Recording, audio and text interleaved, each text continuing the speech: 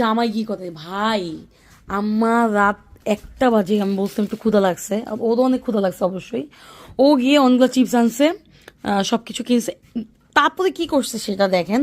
ওর ক্ষুধা লাগছে দেখে ও সব সময় বলতো যে থাইল্যান্ড থেকে আসার পরে ফাইনালে গিয়ে ও খেতে পারে নাই, ফার্স্টে হালাল ফুড পায়নি, এই জন্য এবার 3টা দেশ যেহেতু ও করছে কি সাথে করে এই ও মানে ছোট কুকারটা ক্যারি করতেছে।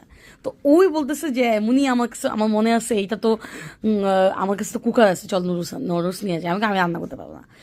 এখন ও বলে না আমি তোমাকে রান্না করে খাওয়াবো। আর আমার জামাই হলো বেস্ট জামাই, ও অলওয়েজ আমাকে রান্না করে খাওয়ায়। আমার কিন্তু আজ পর্যন্ত রান্না করে খাইতে হয় না। যাই হোক, ওই যে নুডলস নিয়ে আসছে, যেমন কথা তেমন কাজ। সাথে কি আনছে এটা দেখাই, কার মাথায় ফাটাবো, তোমার মাথায় ফাটাবো, দেখেন ডিম। সেই ডিম দিয়ে নুডলস রান্না করে এখন আমাকে ডিম খাওয়াবে। ডিম না দিয়ে রোজ খায় নাকি মানে আমরা আচ্ছা এগুলো বাদ ইন্দোনেশিয়া দাও, কি দেখো তো ঘর আমাদের। পাততে আসছি বলো?